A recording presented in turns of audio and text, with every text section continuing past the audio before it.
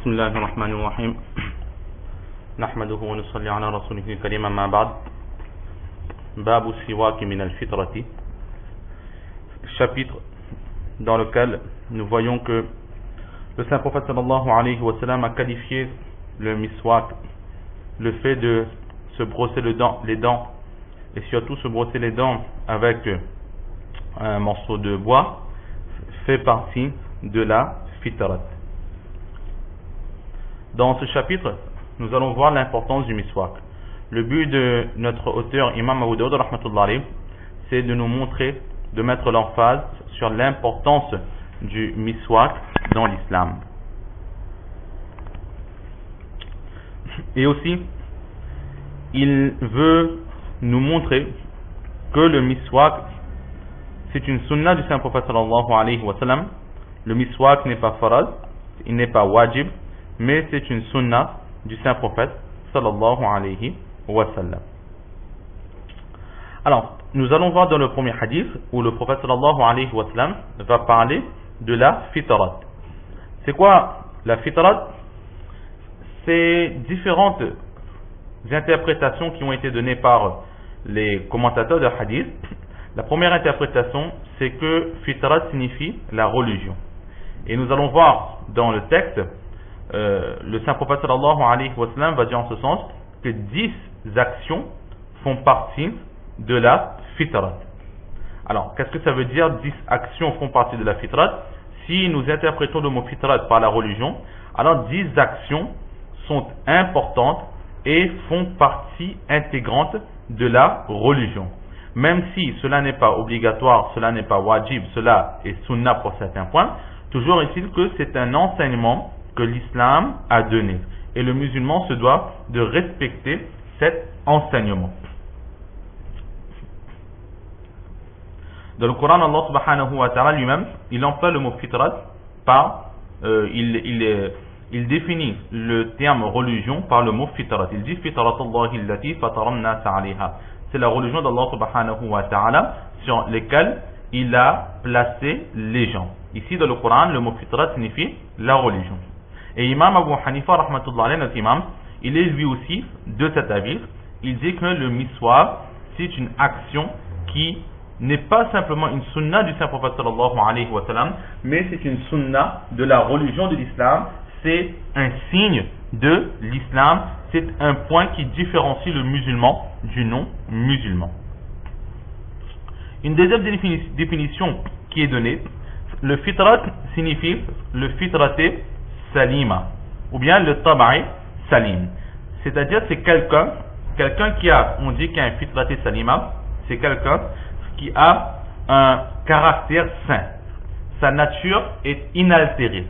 Les qualités avec lesquelles Allah subhanahu wa ta'ala a créé l'être humain, alors cette personne est toujours sur ses bonnes qualités.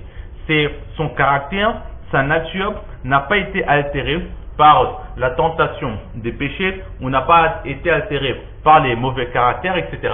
C'est ce qu'on appelle le fitraté salima, quelqu'un qui est naturellement bon, qui est naturellement saint, propre, il n'est attiré que par le bien. Et justement, le saint prophète sallallahu alayhi wa sallam, il dit que 10 actions montrent, 10 actions font partie de la fitra, c'est-à-dire 10 actions montrent que cette personne est quelqu'un qui aime la propreté, quelqu'un qui a son intérieur, il a un caractère et des habitudes saines, propres. Il n'est pas attiré vers l'impudique, il n'est pas attiré vers ce qui est sale, mais son cœur n'a d'attirance que vers la pureté, vers tout ce qui est sain. Et le plus grand des purs, c'est Allah subhanahu wa ta'ala. Ces petites actions montrent que nous avons en nous cette attirance pour ce qui est bien, ce qui est le meilleur, ce qui est propre, ce qui est pur. Ce ne sont que des petites actions, mais le but de ces petites actions, c'est que petit à petit, pas par pas, il nous rapproche vers le plus saint, le plus grand, le plus pur, le plus magnifique, c'est-à-dire Allah subhanahu wa ta'ala. Ces 10 actions sont des actions qui nous rapprochent d'Allah subhanahu wa ta'ala. Et qui sont ces personnes qui ont ce caractère inaltéré, saint? Tout d'abord, ce sont les Anbiya alayhimus salatu wassalam. Donc, 10 actions font partie des habitudes des prophètes alayhi salatu wassalam, qui eux sont purs de tout péché, de toute mauvaise pensée, ils n'ont sur leur compte aucun péché, alors ces actions-là font partie de leurs habitudes. Celui qui pratiquera ces actions, lui aussi, il aura adopté le mode de vie des prophètes alayhi salatu wassalam, et lorsque l'on copie le mode de vie de quelqu'un, petit à petit, avec assiduité, nous amenons en nous les bons caractères et les bonnes manières de ces prophètes. Ensuite, après les prophètes, ce sont qui? Ce sont les gens pieux, et ainsi de suite, c'est-à-dire les compagnons radiallahu ta'ala majma'in, ensuite les tabi'in, tabi'in, ensuite au fur et à mesure, génération après génération, ce sont les pieux qui ont ces habitudes saines, qui montrent un mode de vie quasiment parfait et qui se rapproche au maximum du mode de vie parfait, c'est-à-dire le saint prophète sallallahu alayhi wa sallam. Ou une dernière explication, c'est que le sunnaté, le fitra signifie le sunnati Ibrahim, que 10 actions font partie de la sunna de Hazrat Ibrahim alayhi salatu wassalam. Dans un verset du Coran, وَإِذِ ابْتَلَى إِبْرَاهِيمَ رَبُّهُ بِكَلِمَاتٍ فَأَتَمَّهُنْ, que ton Seigneur, Allah subhanahu wa ta'ala, a mis à l'épreuve Hazrat Ibrahim alayhi salatu wassalam au sujet de certaines choses, et il les a complétées. Hazrat Abdullah ibn Abbas radiyallahu ta'ala anhuma explique ce verset. Il dit que l'épreuve qu'a reçue Hazrat Ibrahim alayhi salatu wassalam, et cette épreuve qu'il a aussi réussi à compléter, ce sont tout simplement les actions que nous allons voir dans le hadith qui va suivre.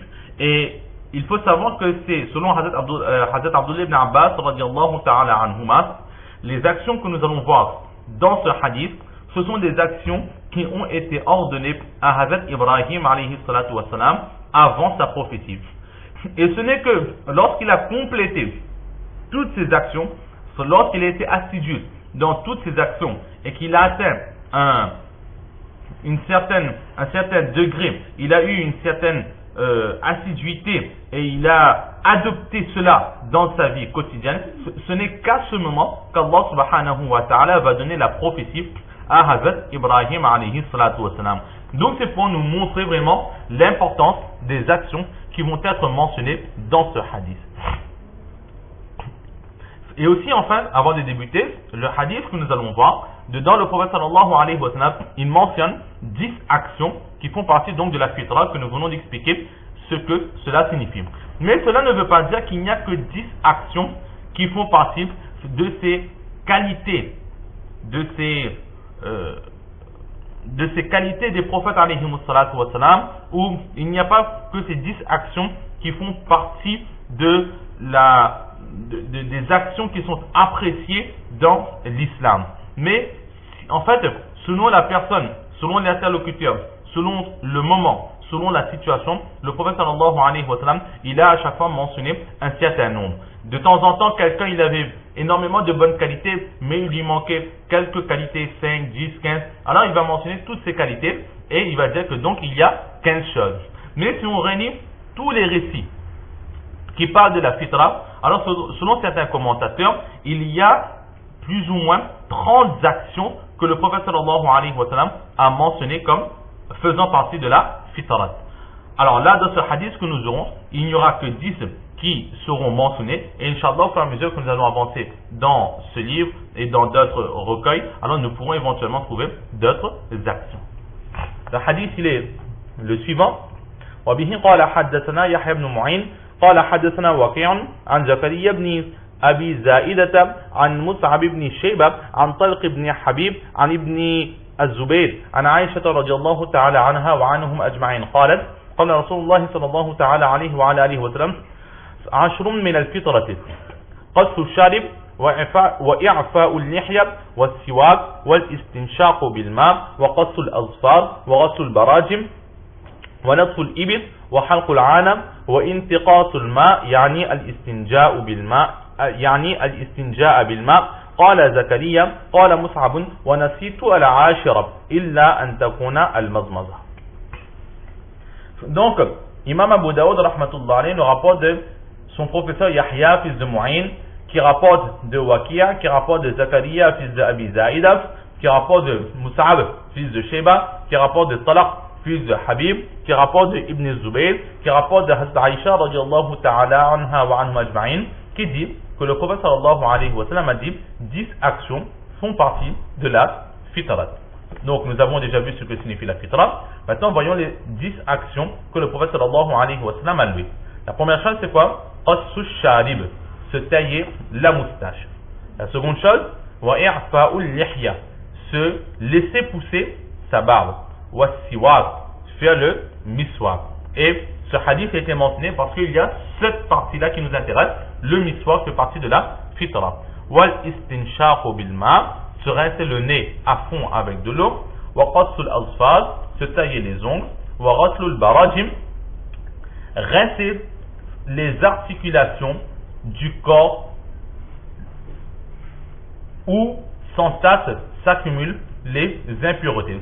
Wa natful ibit, s'épiler les poils des aisselles. Wa halqul ana, nettoyer le bas du ventre. Wa intiqazul ma, et faire le intiqazul ma, c'est-à-dire utiliser de l'eau pour se purifier après avoir accompli ses besoins. Jusque là ça fait 9. Ensuite, qala Zakaria. Zakaria c'est qui? C'est l'un des narrateurs de ce hadith. Nous voyons de la chaîne de transmission, Yahya fils de Mu'in rapporte de Waqi'a qui rapporte de Zakaria. Ben, ce narrateur, Zakaria, alayhi rahman, qu'est-ce qu'il dit? Il dit que j'ai oublié la 10e action. J'ai oublié la 10e action, mais je pense que le prophète sallallahu alayhi wa sallam, il a parlé du mazmaza, c'est-à-dire se laver la bouche. Donc voilà les 10 actions qui ont été mentionnées par le saint prophète sallallahu alayhi wa sallam. Alors nous allons essayer de voir chaque action très rapidement.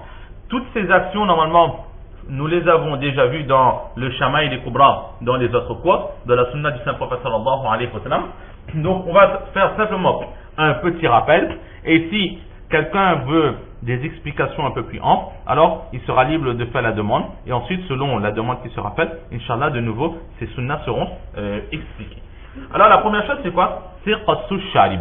Donc une action qui n'intéresse pas la femme mais qui est propre à l'homme, c'est quoi? Le fait de se tailler la moustache.